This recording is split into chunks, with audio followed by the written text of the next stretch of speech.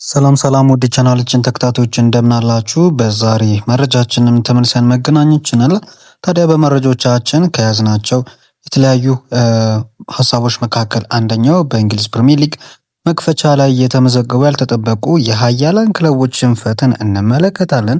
የሮበርቶ ዲዘርቢ እና የማይክል ካሪክ አነጋጋሪ አስተያየቶችንም እንዲሁ ይዘን ቀርበናል። የባየር ሙኒክ እና የዶርትመንድ የፍጻሜ ጨዋታ በሙኒክ አሸናፊነት ተጠናቋል።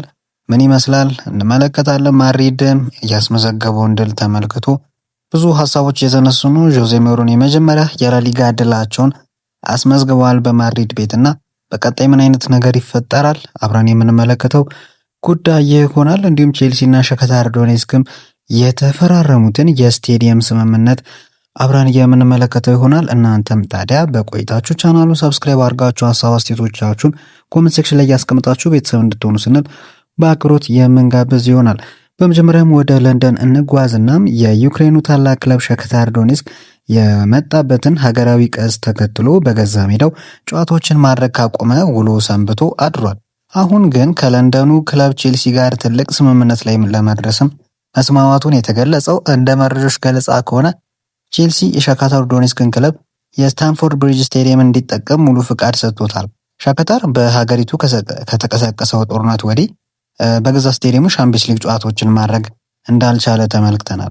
ይህን ችግር ለመቅረፍ ታዲያ ከቼልሲ ጋር ባደረጉት ስምምነት መሰረት ዶኔስኮች በቀጣይ የሚያደርጓቸውን የአውሮፓ ሻምፒዮንስ ሊግ የሜዳ ጨዋታዎች በታሪካዊው ስታንፎርድ ብሪጅ ስቴዲየም ያከናውናል። እንደምናውቀው ቼልሲ በዚህ ውድድር ዘመን በአውሮፓ ሻምፒዮንስ ሊግ ውድድር ላይ አይሳተፍም። ይህ አጋጣሚ ለቼልሲ በጣም ከባድ ነው። ለሻክታር ዶኔስክ ደግሞ ትልቅ እድልም የፈጠረ ሆነ ተመልክተናል ማለት ነው። ወደ ሌላኛው የለንደን ክለብ ደግሞ እናምራ እስቲ። የሰሜን ለንደኑ ክለብ ቶተናም አሰልጣኝ ዲዘርቢ ከጨዋታ በፊትና በኋላ የሰጧቸው አስተያየቶች ትልቅ መነጋገሪያ ሆነዋል። ዲዘርቢ ከጨዋታው በፊት በሰጡት መግለጫ ቡድናቸው በሊጉ ውስጥ የበቀል ጉዞ እንደጀመረ በግልጽ ተናግረው ነበረ። አሰልጣኙ ሲናገሩ ባለፈው ዓመት ሁሉም ክለቦች እኛን ጨርሰው መግደል ይፈልጉ ነበር። እኛም በየሳምንቱ ያንን የነሱን ፍላጎት ማስታወስ አለብን። ሌሎች ክለቦች አምና ያደረጉብንንም አንረሳም ሲሉ ገልጸው ነበር። ታዲያ ዲዘርቢ አክለውም ቶተናም ለሊጉ መሪነት እንደሚጫወትም ገልጸው በቡድናቸው ውስጥ ትልቅ አቅም ማየታቸውንና የዝውውር መስኮቱ ሲጠናቀቅም የተጨማሪ ሀሳቦች እንደሚሰጡ ተናግረው ነበረ። ስለ ክለቡ የፋይናንስ ወጪ ሲጠየቁ ስለ ገንዘብ እየተወራብን ነው፣ ሁሉም ተፎካካሪ ክለቦች ገንዘብ ያወጣሉ፣ ምናልባትም ቶተናም ሲያወጣ ግን እንደ ችግር ይታያል ሲሉ ነው ቁጣቸውን ገልጾ የነበረው። ነገር ግን የሁሉ ፍላጎትና ዝግጅት እንግዲህ በሜዳ ላይ በተጠበቀው ልክ አልተመለከት ነው። ምክንያቱም የሰሜን ለንደኑ ክለብ ቶተናም ከብሬንትፎርድ ጋር ባደረገው የመጀመሪያ ጨዋታ ያልተጠበቀ 3-0 በሆነ ሰፊ ውጤት መሸነፍ አጋጥሞታል። ብሬንትፎርድ አሸናፊ ያደረጉትን ግቦች ካዮዴ፣ ሉዊስ ፖተር እና ዣን ሌት አስቆጥሯል። ከዚህ ከባድ ሽንፈት በኋላ አሰልጣኝ ዲዘርቢ ለደጋፊዎቻቸው ይቅርታ መጠየቃቸውን የተመለከትነው። አሰልጣኙ በሰጡት አስተያየት እንግዲህ በአካል ተሰቃይተናል፣ ነገር ግን ከጨዋታ በፊት ያንን እናቅ ነበረም፣ ለመፋለም ዝግጁ አልነበርንም፣ ለሱና ለሽንፈቱ በጣምም አዝናለሁ ሲሉ ነው የገለጹት። ቡድኑ በጫና ውስጥ ብዙ ስህተቶች መስራቱን የገለጹት ዲዘርቢ ብዙ አዳዲስ ተጫዋቾች ስለያዙ መደራጀት እንዳለባቸው ጠቁመው ገና አንድ ጨዋታ ነው፣ የጉዟችን አካል ነው ሲሉ አሁንም ተስፋ ለመቁረጣቸውን ተናግሯል። በቀጣይ መርሃ ግብር ቶተናም ቅዳሜ ዕለት ከኒውካስትል ዩናይትድ ጠንካራ ፈተና ይጠብቋል። እንዲሁም አሸናፊው ብሬንትፎርድ በበኩሉ እሁድ ዕለት ከሊድስ ዩናይትድ ጋር የሚጫወትም እንደሚሆን እንመለከታለን። በእንግሊዝ ፕሪሚየር ሊግ ሌላው ትልቅ ድንጋጤ የተፈጠረው በማንቸስተር ዩናይትድ በኩል ነው። ዩናይትድ ከሊጉ አዲስ አዳጊ ሃል ሲቲ ጋር ባደረገው የፕሪሚየር ሊግ መክፈቻ ጨዋታ በገዛ ሜዳው 2-0 በሆነ ውጤት ሽንፈት አስተናግዷል። ለሃል ሲቲ የማሸነፊያ ሁለቱን ግቦች አጃይ እና ሜንዲ ማስቆጠር ችሏል። አዲስ አዳጊው ሃል ሲቲ የውድድር ዘመኑን በዚህ ታሪካዊ ድል በጥሩ ሁኔታ መጀመሩን ተመለከትን። ከጨዋታው መጠናቀቅ በኋላ የማንቸስተር ዩናይትድ አሰልጣኝ ካሪክ ቡድናቸው ቢሸነፍም እቅዳቸው እንደማይቀየር ተናግሯል። ካሪክ ሲናገሩ ይሄ አንድ ጨዋታ ነው፣ ገና የውድድር ዓመቱ መጀመሪያ ነው፣ እቅዳችንን አንቀይረውም፣ ውጤቱን ለመቀበል ከባድ ነው፣ ነገር ግን አንድ ጨዋታ ነው፣ የክለቡን አቅጣጫ አያስቀይርም፣ መረጋጋትና ቀጣይ ጨዋታ ላይ ማተኮር አለብን ብለው ነው የገለጹት። አሰልጣኙ አክሎም ዛሬ የተፈጠረውን መርሳት እንደማይችሉና ከዚህ ብዙ እንደሚገባቸውም ገልጸው በምንም መልኩ ይቆጠር 2 ጎል ማስተናገድ ያበሳጫል ሲሉ ቁጣቸውንም እንዳልሸሸጉን የተመለከት ነው። በሌላ በኩል የቀይ ሰይጣኖቹ አምበል ብሩኖ ፈርናንዴዝ የቡድኑን ክፍተት በግልጽ የተናገረበትን ሁኔታ ነው የተመለከት ነው። ባለፈው ዓመት በእያንዳንዱ የሜዳ ጨዋታዎች ላይ ስንሰራ እንደነበረው ተመሳሳይ ስህተት ሰርተናል። እንደተለመደው ኳስ በቀላሉ እናጣ ነበር፣ ከሜዳ ውጪ በነበሩ ጨዋታዎች ለማለት ነው። ኳስ በቀላሉ እናጣ ነበር፣ የበለጠ ማጥቃትና ተፋላሚ መሆን አለብን ብሏል። ቡድኑ አክሎም እንደ ዛሬው አይነት ግቦች እንዳይቆጠሩብን በቆመ ኳስ ላይ ጠንክረን መስራት አለብን ካለ በኋላም ደጋፊዎች በውጤቱ እንደተበሳጩ አውቃለሁ፣ ነገር ግን ከጎናችን እንድትቆሙ ጥሪ ያቀርባለሁ ሲል ደጋፊዎችን ጠይቋል። በቀጣይ መርሃ ግብር እሁድ ዕለት ማንቸስተር ዩናይትድ ከኢፕስዊች የሚጫወት ሲሆን ሃል ሲቲ በበኩሉ ቅዳሜ ዕለት ከኮቬንትሪ ጋር ይጫወታል። ሁለቱ አዲሱ አዳጊዎች ክለቦች በተለያየ ጎዳና ላይ ጉዟቸውን ሀ ብለው ጀምሯል። የትኛው መንገድ ጥሩ ነው የሚለውን አብረን የምንመለከተው ጉዳይ ነው። ሌላው ደግሞ ወደ ጀርመን እናምራ። የጀርመን ሱፐር ካፕ ፍልሚያን እንመልከት።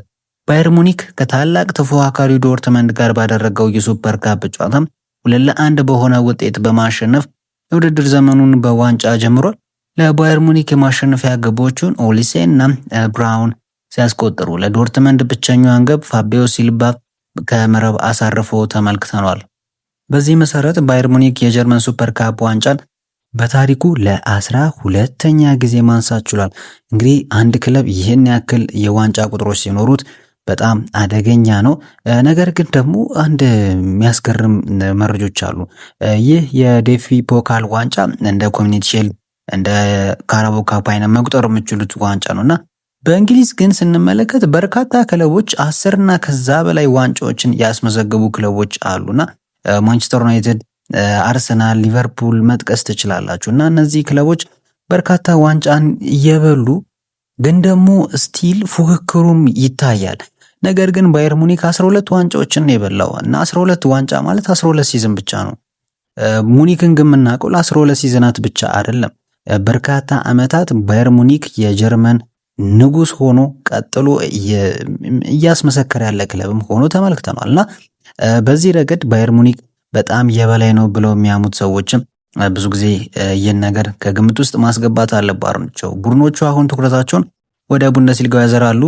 ሙኒክ የቡንደስሊጋ የመጀመሪያ ጨዋታውን አርብ ዕለት ከስቱትጋርት ጋር የሚያደርግ ሲሆን ዶርትመንድ ደግሞ ቅዳሜ ዕለት ከሃምበርግ ጋር የሚጫወት ይሆናል።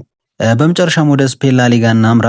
የስፔን ኃያሉ ክለብ ማድሪድ አዲሱን የውድድር ዘመን በድል ሀ ብሎ ጀምሯል። ሎስ ብላንኮዎቹ ከኤስፓኞል ጋር ባደረጉት የስፔን ላሊጋ የመጀመሪያ ሳምንት መርሃ ግብር 2-1 በሆነ ውጤት ማሸነፍ ችሏል።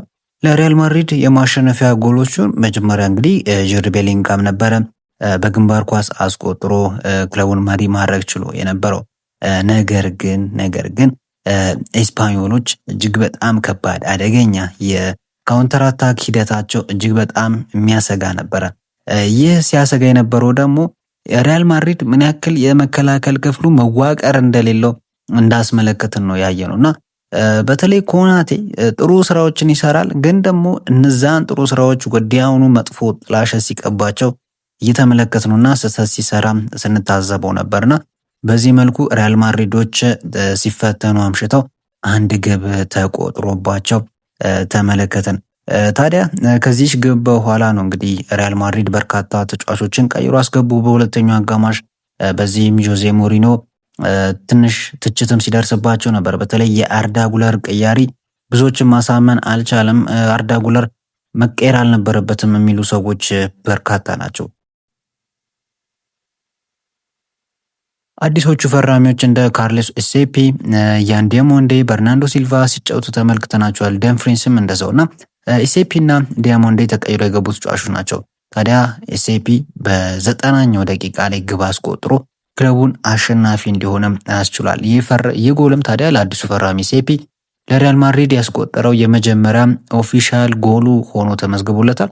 ማድሪድ ሁለተኛ የሊግ መርሃ ግብሩን ለተረቡ ከሪያል ሶሲዳድ ጋር የሚያደርግም ይሆናል። ውድ የቻናላችን ቤተሰቦች በዛሬ የቪዲዮ መረጃችን በዚህ መልኩ ተነጋገርን። ዴዝርቢና የማይክል ካሪክ አስተያየቶችን እንዴት አገኛችኋቸው? በተለይ የሮቤርቶ ዲዘርቢ አስተያየት ፉከራና መጨረሻ ደግሞ አሁን ላይ ሌላ ማስተባበያ ሆኖ ተመልክተናል።